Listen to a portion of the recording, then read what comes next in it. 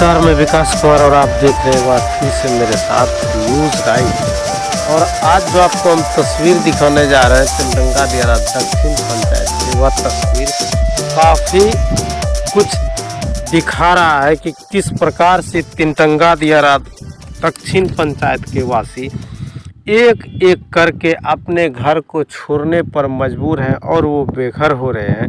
तस्वीर लेने में हमें काफ़ी कठिनाइयों का सामना करना पड़ रहा है। हम खुद नाव पर सवार हैं और आप देख सकते हैं कि तस्वीरें जो है बहुत कुछ कह रहा है, किस प्रकार से एक के बाद एक घर वीरान होता चला जा रहा है। जहां इस क्षेत्र में पूर्व में पहले कई व्यक्तियों का बसा कट के गिर गया था, वहीं अब जो यहाँ की भयावह तस्वीर है उसमें से साफ नज़र पड़ रहा है कि अब लोगों का जिस प्रकार से मनोहर शिक्षक का घर यहाँ कटने के समय लोगों का तांता लगा रहता था, आज मनोहर शिक्षक का घर कट गया है। उसके बावजूद अब एक के बाद एक घर गंगा नदी के गोद में समा रहा। आप तस्वीर में देख रहे हैं दूर दराज आपको एक पीला सा छोटा सा मकान दिखाई दे रहा है। उसका भी वीडियो आपको हम दिखाएंगे, लेकिन फ़िलहाल उसका वीडियो मैं नहीं ले रहा हूँ। फ़िलहाल मैं उस स्थल का वीडियोग्राफी कर रहा हूँ जहाँ का लोग आपको तस्वीर में जल मीनार दिखाई पड़ रहा है। तिलडंगा दियारा दक्षिण पंचायत का नाव पर कई लोग अपने नज़रों को नीचे किए हुए गमगीन माहौल में हमारे साथ मौजूद हैं। अब नाव को स्टार्ट कर दिया गया है और नाव से आपको हम अब तस्वीर जो है एक्सक्लूसिव तस्वीर आपको दिखाएंगे कि क्या भयावह स्थिति तिलडंगा दियारा वासियों का है। मनोहर शिक्षक का घर करने के बाद ऐसा स्थिति यहाँ वीरान है, ऐसा नहीं है कि अब दूसरा शिक्षक नहीं है यहाँ।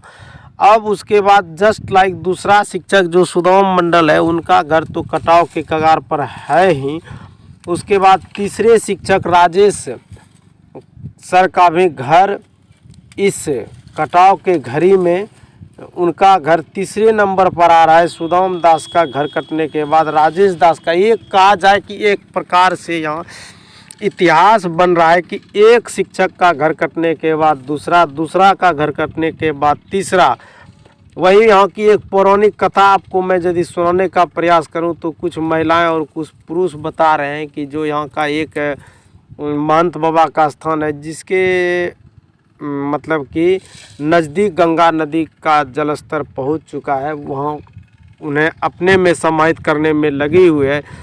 वहीं बात किया जाए तो वहाँ उसका भी तस्वीर काफ़ी भयावह है। वह भी जो है लोग बोलते हैं कि इसके जड़ के नज़दीक कहा नहीं जाता है कि अंधविश्वास एक प्रकार का, इसके जड़ के नज़दीक कई कलसी रखे हुए हैं। ये कलसी लेकर के गंगा माँ वापस चले जाएंगे। अब आप लोग खुद विचार कीजिए, क्या कोई कलसी लेने के लिए इस प्रकार से लोगों को बेघर करेगा? तो वहीं दूसरी तरफ से यदि बात किया जाए, जब तक पानी के जलस्तर में कटौती नहीं होता है तब तक यहाँ का तस्वीर गंगा नदी के कटने का जो कहानी है वह रुकने के बजाय और बढ़ता चला जा रहा है और स्थिति दिन प्रतिदिन भयावह ही होता चला जा रहा है। हम उम्मीद करते हैं यदि आप मेरे इस चैनल पर नए हैं तो प्लीज़ मेरे इस वीडियो को लाइक, कमेंट और शेयर ज़रूर कीजिएगा ताकि हमारे जो बिहार के आला अधिकारी हैं उन तक यह वीडियो चले जाए। और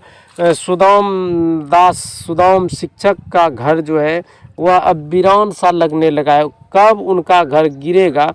उनका लगभग आधा से अधिक तो आशियाना उजड़ चुका है। अब उनको कुछ पक्की के मकान थे वह भी अब उजड़ने के कगार पर और किसी वक्त वह गिर जाएगा।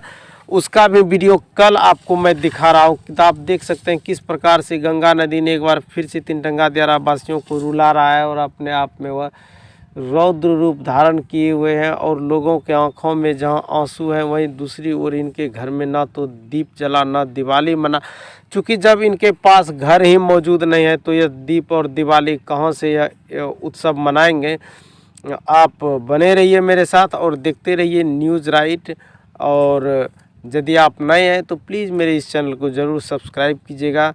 इन्हीं के साथ आपको एक बार फिर से बहुत बहुत धन्यवाद और शुक्रिया। जैसा कि आप सभी दर्शक जानते हैं कि तिलडंगा दियारा की धरती पर कई अच्छे अच्छे नेताओं का दौरा हुआ। हमारे मन क्षेत्र के माननीय विधायक गोपाल मंडल, हमारे इस भागलपुर लोकसभा क्षेत्र के माननीय सांसद साहब, कई नेताओं के दौरा के बावजूद बिहार सरकार के मंत्री आदरणीय राम सूरत राय जी आए। सबों ने आश्वासन दिया कि इस क्षेत्र को हर हाल में बचाया जाएगा, लेकिन प्रकृति के आगे कहीं ना कहीं हर लोग मजबूर हो जाते हैं।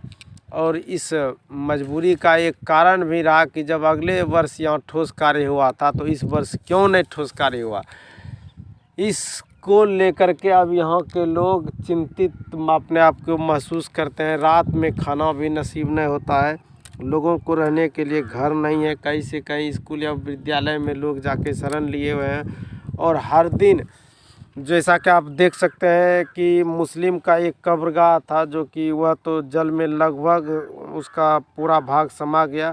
अब यहाँ हरिजन और दलित का बस्ती बचा हुआ है, वह भी घर अब गंगा नदी के छोर पर है। और बहुत जल्द कब वह चला आए गंगा नदी के चपेट में पता नहीं, लेकिन बहुत जल्द ही वह गंगा नदी के चपेट में आएंगे।